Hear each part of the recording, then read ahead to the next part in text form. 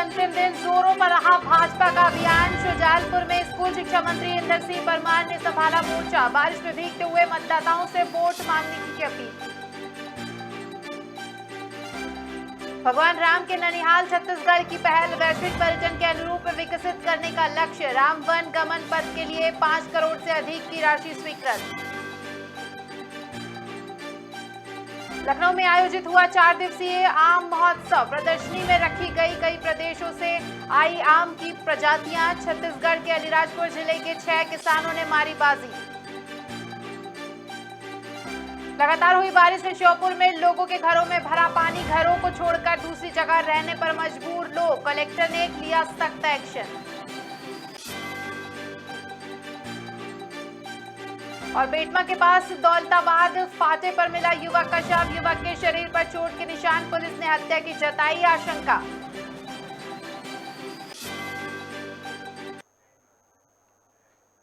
नमस्कार, स्वागत है आपका खबर भारत में। मैं हूं आपके साथ आयुषी सोनवाने और बुलेटिन की शुरुआत बड़ी खबरों के साथ।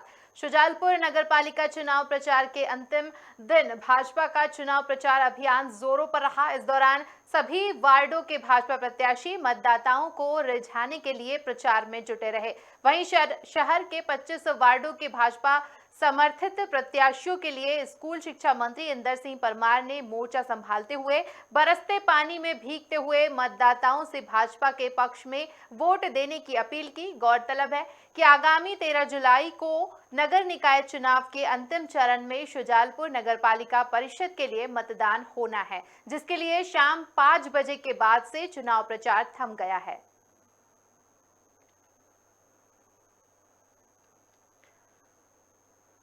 तो आज शाम 5 बजे के बाद से ही चुनाव प्रचार थम गया है।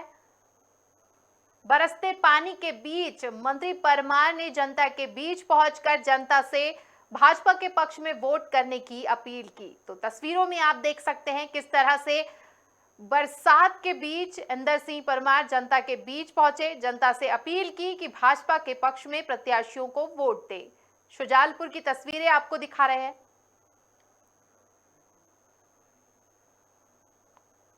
और पूरी खबर पर ज्यादा जानकारी के लिए हमारे साथ संवाददाता पिंटू सोनी जुड़ रहे हैं। उनसे जानेंगे क्या कुछ नजारे नजर आए इस अंतिम प्रचार के दौरान।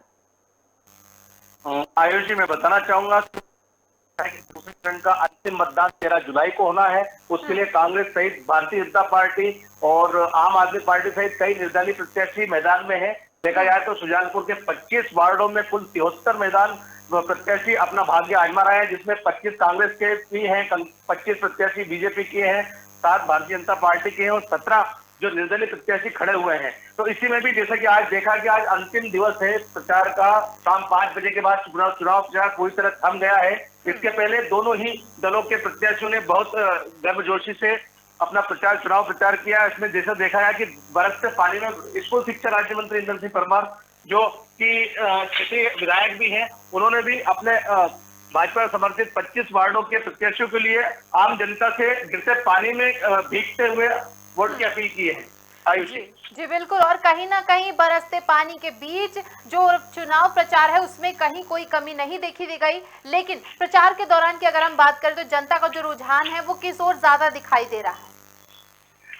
मैं आपको स्पष्ट करना चाहूंगा आयुषी, चूंकि विगत 7 वर्षों पहले भी भारतीय जनता पार्टी का नगर निकाय में वोट था। यहाँ पर भारतीय जनता पार्टी का नगर पालिका अध्यक्ष था, लेकिन पिछले 7 वर्षों में स्थानीय जो जनता है उसने विकास की कोई ऐसी इबारत नहीं, मतलब स्वर्णिम इबारत भारतीय जनता पार्टी लिख नहीं पाई है। या देखा जाए तो भारतीय जनता पार्टी ने इतने विकास कार्यों को कोई गति प्रदान नहीं की, तो कहीं ना कहीं जनता का रुख भी परिवर्तन की ओर दिख रहा है।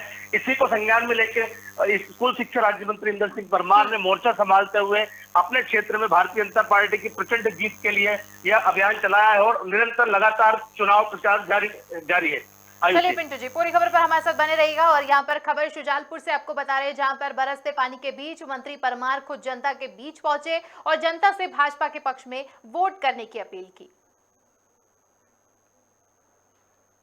शुजालपुर नगरपालिका परिषद के लिए 13 जुलाई को मतदान होने वाले हैं, जिसके लिए प्रत्याशियों का चुनाव प्रसार अब थम गया है। इस बार नगरपालिका के 25 वार्डों में भाजपा, कांग्रेस, आम आदमी पार्टी सहित निर्दलीय दलों के कुल 73 प्रत्याशी मैदान में अपना भाग्य आजमा रहे हैं। हालांकि इस बार चुनाव प्रचार किसी भी पार्टी द्वारा कोई बड़ी जनसभा का आयोजन नहीं किया गया, फिर भी सोशल मीडिया और हाईटेक तकनीक से मतदाताओं को लुभाने के तमाम प्रयास प्रत्याशियों द्वारा किए जा रहे हैं। प्रचार के अंतिम दौर में सभी पार्टियों के नगर की सड़कों पर दौड़ते लाउडस्पीकर लगे प्रचार वाहन अपने अपने प्रत्याशियों की खूबियां गिनाने में लगे हैं। हालांकि आज शाम 5 बजे के बाद से ही शोरगुल थम गया है।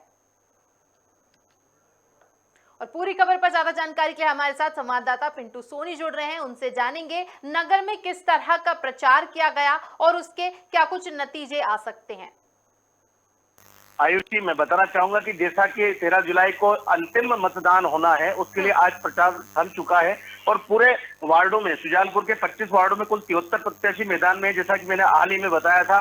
तो उसके उसी दौरान जैसे देखा जाए तो कि अलग अलग वार्डों में अलग अलग वार्ड अध्यक्ष को बनाते हुए अलग अलग जो प्रभारी बनाए गए भारतीय जनता पार्टी को या कांग्रेस को, अलग अलग वार्डों में अलग अलग प्रभारी बनाए गए हैं और अलग अलग प्रभारियों ने अपने अपने वार्डों में सतत जनसंपर्क को किया है और अपने मतदाताओं को अपनी जो योजना है उनके बारे में बताते हुए उनसे वोट की अपील की है कि वो अधिक से अधिक संख्या में अपने प्रत्याशियों को जिताने में सहयोग प्रदान करें। इसी तारतम्य में देखा है कि बरसते पानी में भी जैसे कि प्रत्याशियों ने अपना प्रचंड प्रचार किया है और अलग अलग वार्डों में अलग अलग बूथों में जाकर जो भारतीय जनता पार्टी हो या कांग्रेस हो या आम आदमी पार्टी के जो प्रचारक है, उन्होंने अपने प्रत्याशियों को जीत के लिए आम आदमियों से निवेदन किया है कि वह अपनी पार्टी अपना अमूल्य वोट अपने अभ्यर्थी को देकर नगर सरकार बनाए। जी पिंटू जी, कहीं ना कहीं अगर हम बात करते हैं इस बार चुनाव प्रचार के दौरान शुजालपुर से खासतौर पर हमने देखा कि किसी भी पार्टी की तरफ से कोई बड़ी जनसभा यहां पर नहीं की गई। बावजूद इसके दोनों ही पार्टियां, भाजपा और कांग्रेस, दोनों के बीच में जो मुकाबला है वो कांटे की टक्कर दिखाई दे रही है। बिल्कुल आयुषी, जैसा कि हम देख रहे हैं कि आजकल सोशल मीडिया प्लेटफॉर्म का सबसे ज्यादा प्रत्याशी उपयोग कर रहे हैं, क्योंकि अब जो निर्वाचन आयोग की गाइडलाइन है उसके अकॉर्डिंग भी देखा जाए तो सब पेड न्यूज पे प्रतिबंध लगाया गया है। पेड न्यूज पे हर अभ्यर्थी की एक सीमा, मतलब खर्च की सीमा तय कर दी गई है। उसके अनुसार देखा जाए तो जो वार्ड के प्रत्याशी हैं या देखा जाए जो अभ्यर्थी हैं वह सोशल मीडिया प्लेटफॉर्म पे ही अपना वर्चुअल प्रचार कर रहे हैं और किसी भी बड़ी सभा, जैसे अभी 4 दिन पहले जो भारतीय जनता पार्टी ने एक रोड शो किया था, इसमें भारतीय जनता पार्टी के जो महासचिव कैलाश विजयवर्गीय वो आए थे, उन्होंने रोड शो किया था। उस रोड शो में भी देखा जाए तो जन समुदाय इतना इकट्ठा नहीं हुआ था। कहीं ना कहीं कैलाश विजयवर्गीय को आधे रास्ते से रोड शो से जाना पड़ा। तो कहीं ना कहीं ये सारी चीजें देखने को मिली है कि सोशल मीडिया का ही जो अभ्यर्थी है वो ज्यादा उपयोग कर रहे हैं। किसी प्रकार के मीडिया संस्थान में भी देखा जाए तो उन्होंने कोई अपील नहीं की, वोट की अपील नहीं, वो व्यक्तिगत स्तर पे घर घर जाकर अपने जो मतदाता है उनको रुझाने का, उनको लुभाने का काम कर रहे हैं और उनसे अपने वोट की अपील कर रहे हैं। चलिए पिंटू जी, पूरी खबर पर हमारे साथ जुड़ने के लिए बहुत बहुत धन्यवाद। तो अंतिम चरण का प्रचार यहाँ पर खत्म हो गया है और अब शोरगुल खत्म हो चुका है शुजालपुर में।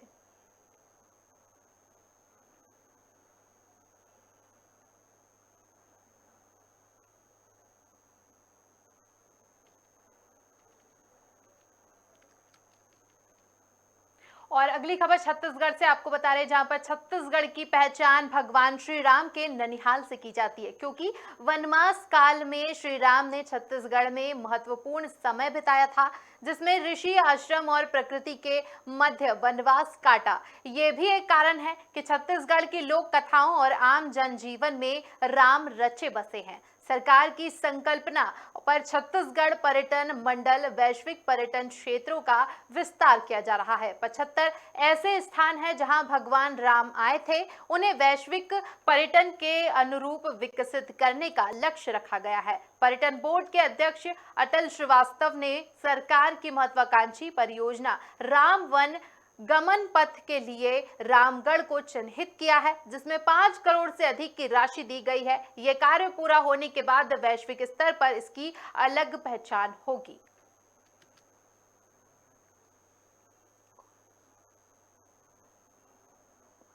चलिए, और पूरी खबर पर ज्यादा जानकारी के लिए हमारे साथ श्रवण जुड़ रहे हैं, उनसे जानेंगे क्या कुछ तैयारियां पर्यटन विभाग के द्वारा की गई है और इससे कितना फायदा मिलेगा पर्यटन को। जी देखिए, ये जो प्रदेश सरकार की महत्वाकांक्षी योजना है राम वन पथगमन, आपको बता दूं कि पूरे छत्तीसगढ़ में जहां जहां राम भगवान के जो वनवास के समय में जहाँ जहाँ समय बिताए थे, उस ऐसे जगहों को चिन्हांकित कर उस जगहों को डेवलपमेंट करने का प्रयास में लगे हैं। और पूरे प्रदेश की बात करें तो 9 ऐसे जगहों को चिन्हांकित किया गया है, जो कोरिया से लेकर के सुकमा तक है। और जी। ऐसे जगहों पर किया गया है। और यही वजह है कि जो अनुराग श्रीवास्तव हैं वो सरगुजा जिले के रामगढ़ पहुंचे थे, और रामगढ़ पहुंचने के बाद उन्होंने जो तुलसीदास जो है महाकवि, माफ कीजिएगा, कालिदास जो है वो यहाँ पे मेघदूत किताब की रचना किए थे। और यहाँ पर वनवास के दौरान यहाँ पे कुछ समय भगवान राम ने यहाँ बिताया था, जिसको देखते हुए यहाँ पे 5 करोड़ रुपए की लागत से जो है यहाँ रामगढ़ की जगह को पर्यटन के क्षेत्र को बढ़ावा देने के लिए विकसित करेंगे।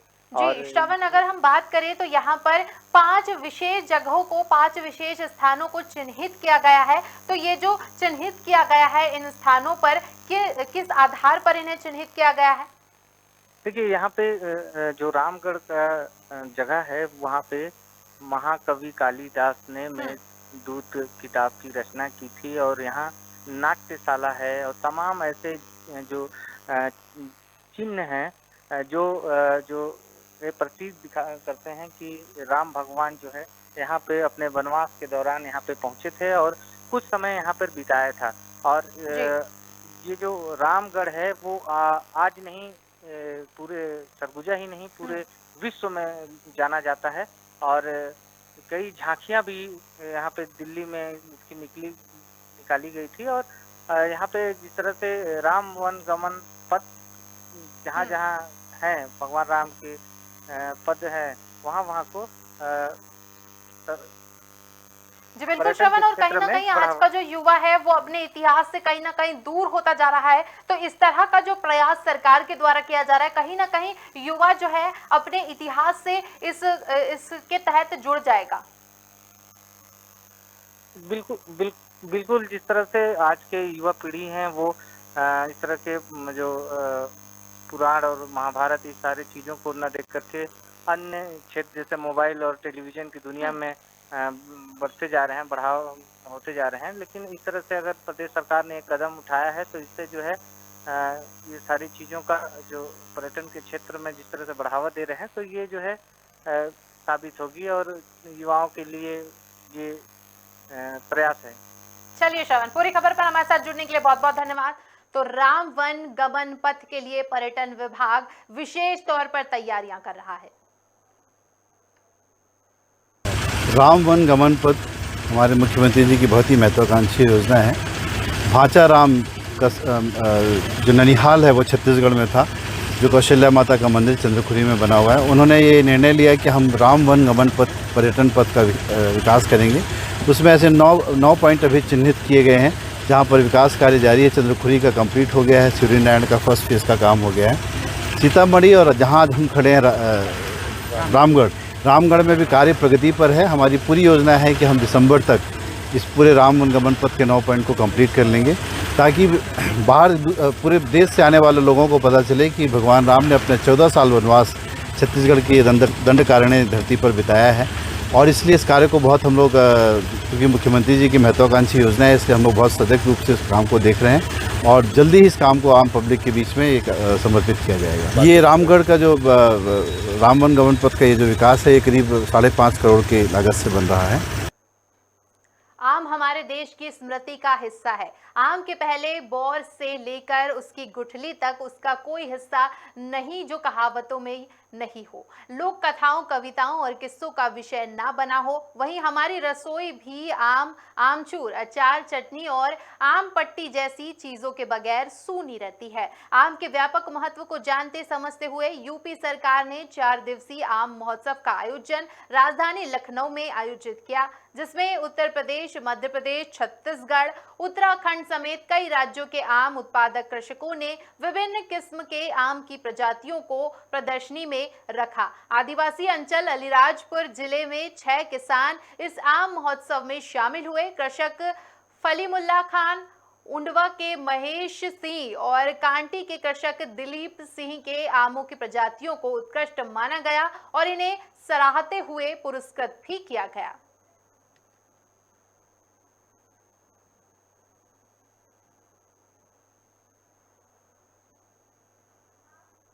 और पूरी खबर पर ज्यादा जानकारी के लिए हमारे साथ मनीष जोशी जुड़ रहे हैं, उनसे जानेंगे किस तरह से प्रदर्शनी में आमों की किस्मों को प्रदर्शित किया गया और कौन कौन सी किस्में यहाँ पर नजर आई।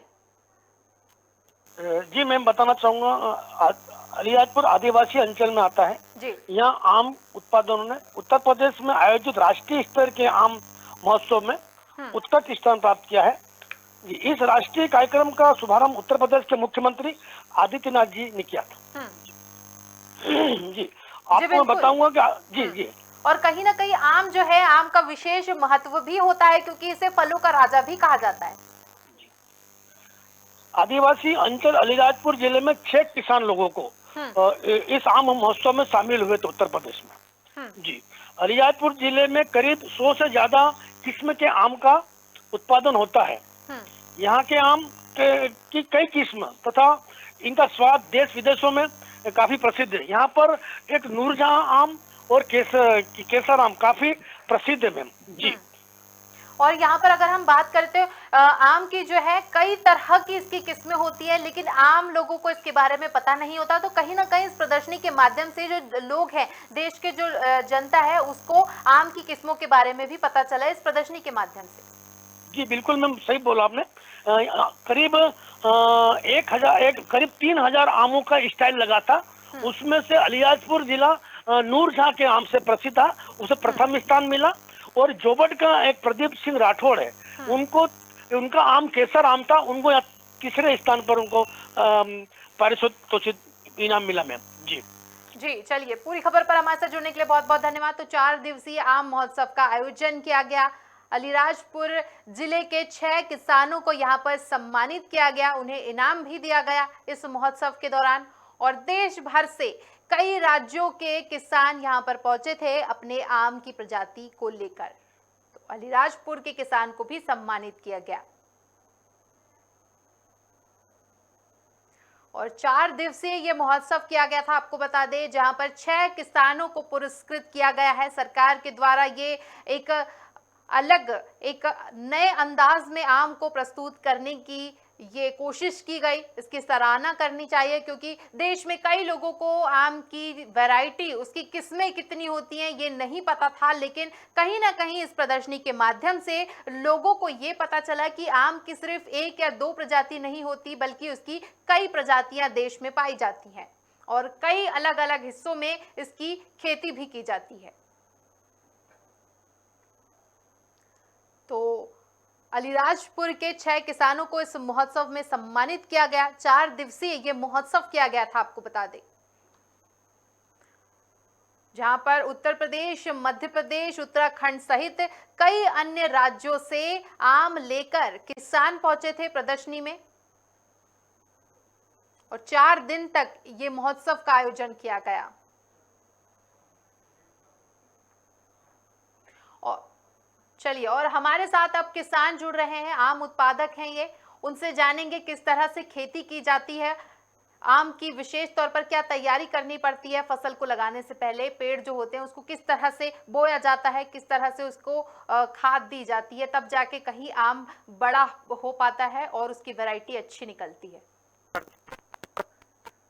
जी प्रदीप जी, हाँ बोलिए। आम के पौधे को लगाने के लिए करीबन 3 बाय 3 का खड्डा बनाया जाता है। उसके बाद उसमें तालाब की मिट्टी, पका हुआ गोबर की खाद, उसको भर के और 1 साल तक गड्ढे को छोड़ देना पड़ता है जी। और कहीं ना कहीं इसकी जो प्रजातियां होती है, अलग अलग प्रजाति के आम के लिए अलग तरह से बुआई करनी पड़ती है, उसका ध्यान अलग अलग तरीके से रखना होता है। क्या क्या डिफरेंस होते हैं प्रजातियों में?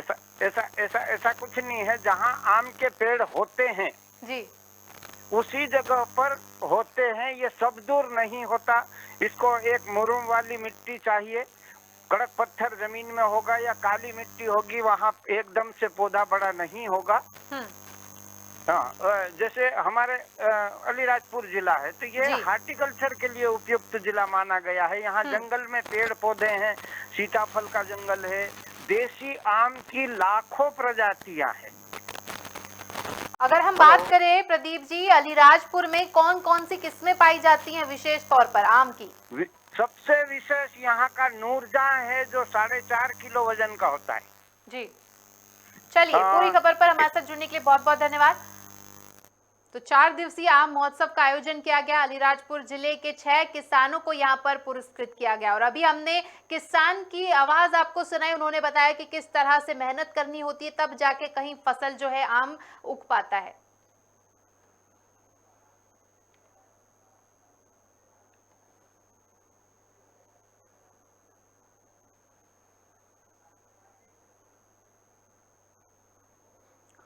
श्योपुर में लगातार हुई 1 घंटे की बारिश से घरों में पानी भर गया। वहीं पानी रोड हाईवे पर आधी रोड डूब गई, जबकि चंबल कॉलोनी में वार्ड 15 और 16 में घरों में पानी भर गया। शहर के नागरिक पिछले साल के हालातों को देखकर डर गए और अपने घरों को छोड़कर दूसरी जगह रहने के लिए मजबूर हो गए, क्योंकि पूरा 1 साल गुजरने के बाद भी नालों की सफाई नहीं हो पाई है, ना ही पानी की निकासी की कोई व्यवस्था की गई। सूचना मिलने पर कलेक्टर शिवम वर्मा नगरपालिका और राजस्व अमले को लेकर पानी भराव वाले इलाकों में पहुंचे, जहां उन्होंने एक्शन लेते हुए 2 सफाई प्रभारियों को निलंबित कर दिया और 2 इंजीनियरों को नोटिस थमा दिया तथा नगरपालिका अमले को 2 घंटे में नालों की सफाई और पानी निकासी की व्यवस्था बनाने के निर्देश दिए।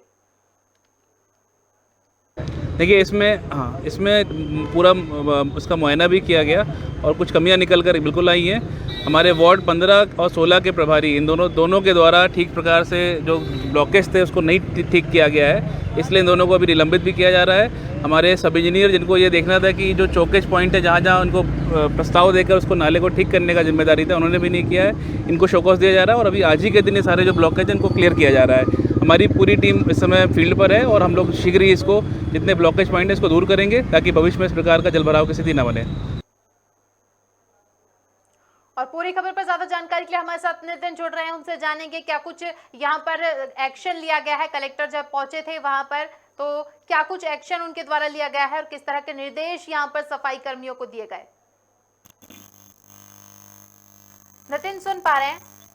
जी बिल्कुल, मैं आपको बताना चाहूँगा बीते रोज 1 घंटे की बारिश ने श्योपुर में लोगों का जीना बहाल मतलब वो ऐसा कर दिया था। और दूसरी बात हम लोग बात करें, पिछले 1 साल गुजरा ही नहीं है, मौसम बारिश का दोबारा से स्टार्ट है और पहली बारिश के 1 घंटे के अंदर शहर के कुछ इलाके पानी से लबालब हो जाना और गाड़ियां हो चाहे मोटरसाइकिल हो, कोई भी उस तरीके से वाहन हो, वहां तक पानी पहुंचना एक सोचने वाली बात थी। क्योंकि प्रशासन को जो लोकल प्रशासन है, नगर पालिका प्रशासन, हम लोग बात करें 1 साल बीत जाने के बाद भी व्यवस्थाओं का जायजा ना लेना, साफ सफाई नालों की ना करना, पता होने के बावजूद भी इस तरह की लापरवाही करना। क्योंकि पहले श्योपुर जिला बाढ़ का ग्रसित हो चुका था और काफी नुकसान लोगों ने झेला था, उसकी भरपाई अभी तक भी नहीं हो पाई और हाथों हाथ बीते रोज 1 घंटे की बारिश में एक ऐसा माहौल देखने को मिला कि लोगों को अपने सामान दूसरी जगह शिफ्ट करना पड़ा। जी बिल्कुल नितिन, और कहीं ना कहीं तस्वीरों में साफ तौर पर देख सकते हैं किस तरह से जल भराव की स्थिति हो गई है। बारिश शुरू होने से पहले ही इन सब चीजों की व्यवस्था करनी चाहिए, लेकिन बावजूद इसके इस पर किसी का कोई ध्यान नहीं जाता है। उसके बाद जाकर कहीं कलेक्टर, इतनी शिकायतों के बाद जाकर कहीं एक्शन लिया जाता है। जी बिल्कुल, क्योंकि कलेक्टर जो है और उनके हवाले से दिया जा रहा था कि लोगों को बार बार सचेत किया जा रहा था कि पिकनिक स्पॉट्स पे ना जाएं क्योंकि बारिश का मौसम है और लगातार नदी नाले जो है उफान पर आ जाते हैं।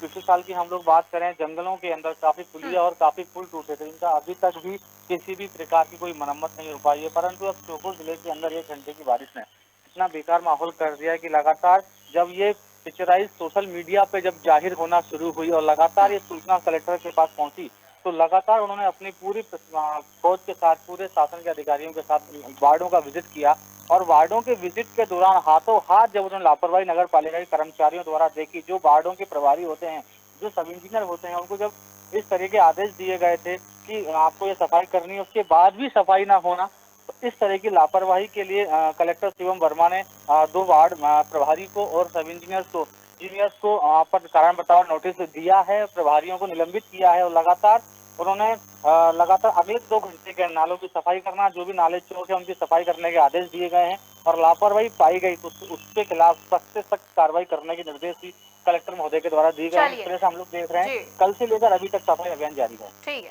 पूरी खबर पर हमारे साथ जुड़ने के लिए नितिन बहुत बहुत धन्यवाद। तो यहाँ पर श्योपुर कलेक्टर ने बड़ी कार्रवाई की है, 2 कर्मचारियों को यहाँ पर निलंबित कर दिया है। और बेटमा थाना क्षेत्र के दौलताबाद फाटे पर एक युवक का शव मिला, जिसकी पहचान जीवन पिता भागीरथ गोंड रंगवासा हुई है। जानकारी मिलते ही मौके पर पहुंची पुलिस के मुताबिक घटना देर रात की बताई जा रही है, जहां पर युवक के शरीर पर चोट के निशान पाए गए हैं। वहीं पुलिस ने हत्या की आशंका भी जताई है।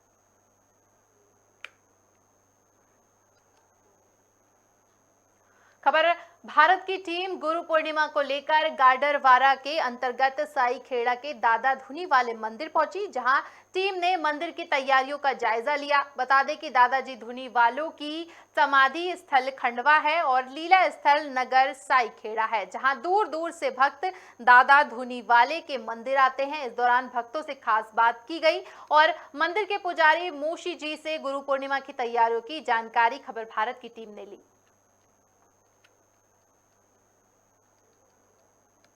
आज हम नरसिंहपुर जिला गाडावारा तहसील के अंतर्गत जो नगर साईखेड़ा दादा धुनी वालों की लीला स्थल माना जाता है, यहाँ गुरु पूर्णिमा का एक बड़ा मेला भराता है। हम सीधे खबर भारत की टीम आज सीधे यहाँ पहुँची है। दादा धुनी वाले के मंदिर जो गढ़ी दरबार है, पुराना मंदिर है, इसी स्थान पे दादाजी ने अपनी लीलाएं की और चमत्कारी लीलाओं से यहाँ पर भक्तों को एक और क्षेत्र में और पूरे भारतवर्ष में अपना एक अलग स्थान बनाया। हमारे बीच में कुछ भक्त लोग हैं जो हमेशा इस स्थान से आते रहे हैं। हम आपको बता दें, आप देख सकते हैं हमारे सामने बाहर से भक्त आए हैं। कहाँ से आए हैं? हम लोग मध्य प्रदेश शहडोल जिला से आए हैं, धनपुरी से। धनपुरी से आए हैं, शहडोल जिला से। दादाजी के स्थान पर कितने साल हो गए आपको? 27 साल बाद लगभग है। 27 साल हो गए आपको। तो कैसा दादाजी के बारे में कुछ पता जानकारी है? जी ऐसी जानकारी मिली कि दादाजी का बहुत अच्छा प्रताप है। उनके स्थान पे जो आता बैठता है, उनकी जो मांगी होती है मंजूर की जाती है, मिलती है और बच्चा प्रसाद मिलता है और उनके सब बिगड़े काम बनते हैं। तो आपकी ऐसी कुछ मांगे ऐसी उम्मीद है कि बच्चों को अच्छी शिक्षा, अच्छे स्थान मिले, अच्छी शादी ब्याह हो, अच्छी जगह पहुँचे, ये उम्मीद करके आए। आप देख सकते हैं बहुत दूर से आए हैं, 27 साल उनके हाथ हो गए। हमारे सामने एक महिला शक्ति खड़ी हुई है। जी क्या नाम है? भावना अग्रवाल। भावना अग्रवाल जी, मैं बताएं आप दादाजी के बारे में कुछ। मैंने इच्छा की थी कुछ दिन पहले, वो आप पूरा हो गया आज। जी तो आपकी जो मांग थी वो पूरी हो हाँ, जैसा सुना था वैसे मैंने पाया। कभी आप गुरु पूर्णिमा के मेला में आई हैं यहाँ पर? मेरा आरा नहीं हुआ, लेकिन मैंने सुना बहुत। 14 तारीख में मेला है, क्या रुक के आप मेला भी देखेंगे? आप कोशिश करेंगे। 2 साल कोरोना काल के बाद आप आई हैं। हाँ, मेरे को काफ़ी टाइम हो गया यहाँ आए, तब सुना था मैंने। वैसे ही बात। हमारे बीच में एक साईखेड़ा के वरिष्ठ कटल परिवार के आदरणीय चाचा जी खड़े हुए हैं। चाची क्या नाम है पूरा? बालकृष्ण अग्रवाल।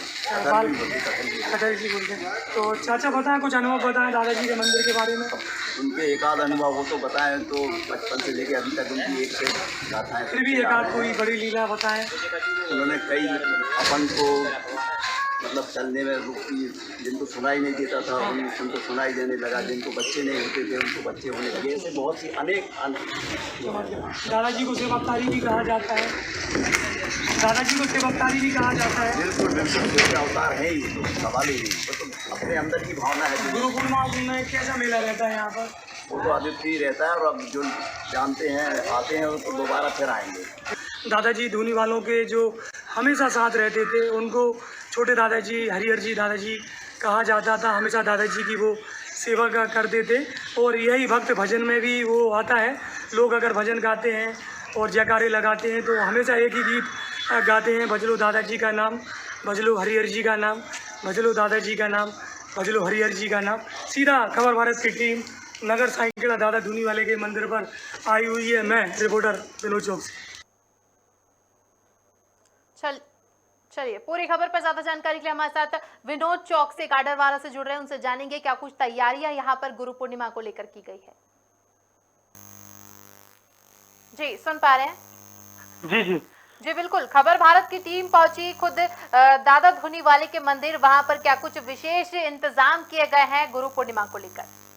जी, सबसे पहले मैं खबर भारत की टीम क्या आपको बता रहा हूँ। खबर भारत की टीम जो यहाँ दादा धूनी वाले का जो दरबार है, मंदिर है, पुराना मंदिर है गढ़ी में, दादा धूनी वाले के मंदिर जब हम पहुंचे, क्योंकि गुरु पूर्णिमा का पर्व एक बहुत बड़ा पर्व है साइंखड़ा के लिए और साइंखड़ा के जो क्षेत्रवासी हैं उनके लिए, क्योंकि दादाजी धूनी वालों ने यहाँ पर साइंखड़ा मंदिर में जो लीला स्थल कहलाता है, इसी मंदिर में दादाजी ने लीला स्थल अपनी लीलाएं की थी और खंडवा में जाकर समाधि की थी। हम आपको बता दें यहाँ पर पूरे जो मंदिर की जो समिति है उन्होंने जिला कलेक्टर से लेकर प्रशासनिक व्यवस्था को दिशा निर्देश अपनी जानकारी दी है। मंदिर परिसर में जितने भी जो कार्यक्रम होना है, यहाँ पर एक बड़ा आयोजन होता है, हजारों की संख्या में यहाँ भक्त आते हैं। आज ही से यहाँ भक्तों का आना हुआ। खबर भारत ने जानकारी भी ली उन भक्तों से, कई भक्त 27 साल से आ रहे हैं, कई भक्त 30 साल से आ रहे हैं, इस तरह की आना जाना हो गया। कल पालकी दादाजी की निकलेगी और जो गुरु पूर्णिमा का पर्व रहता है यहाँ झंडा निशान एक बड़े अलग अलग टोली में एक झंडा लेकर बैंड बाजे गीत के साथ यहाँ पर बड़े जुलूस निकाले जाते हैं और गुरु पूर्णिमा के सुबह से ही हजारों की संख्या में दादा धूनी वाले के मंदिर में जो भक्त रहते हैं माथा टेकते हैं और अपने गुरुवर दादा धूनी वालों को मनाते हैं। और एक जो उनका जो पुराना जो भजन है वह गाते हुए भजलो दादाजी का नाम, भजलो हरिहर जी का नाम, इस जयकारे के साथ दादाजी के मंदिर पहुंचते हैं और उत्साह पूर्वक यहाँ पर गुरु पूर्णिमा का पर्व मनाते हैं। हम आपको बता दें नगर साइंखड़ा में दादा धूनी वाले के 2 मंदिर हैं, एक पुराना मंदिर गढ़ी में है और एक मंदिर ऐसे 44 जो गाड़ावार रोड है वहाँ पर है। संत छोटे सरकार ने यह मंदिर ऐसे 44 मेन रोड पर बनवाया है। यहाँ भी हजारों की संख्या में गुरु पूर्णिमा पर भीड़ भाड़ रहती है, भक्तों का आना जाना होता है। सारी प्रशासनिक व्यवस्था यहाँ पर रहेगी, जैसा कि यहाँ के जो प्रबंधक समिति है, यहाँ पर जो मौसी है उनके द्वारा जानकारी दी गई कि हमने जिला कलेक्टर को भी जानकारी दी है, प्रशासन को भी जानकारी दी है, थाना प्रभारी को भी जानकारी दी है। गुरु पूर्णिमा के दिन जी पूरी पुलिस व्यवस्था रहेगी यहाँ पर। जी चलिए, पूरी खबर पर हमारे साथ जुड़ने के लिए बहुत बहुत धन्यवाद विनोद। तो यहाँ पर गुरु पूर्णिमा की तैयारी को लेकर पूरी तैयारी कर ली गई है। दादा धूनी वाले मंदिर की तस्वीरें आपको हम दिखा रहे थे। और खबरों में फिलहाल इतना ही। तमाम बड़ी खबरों के लिए देखते रहिए खबर भारत। मुझे दीजिए इजाजत, नमस्कार।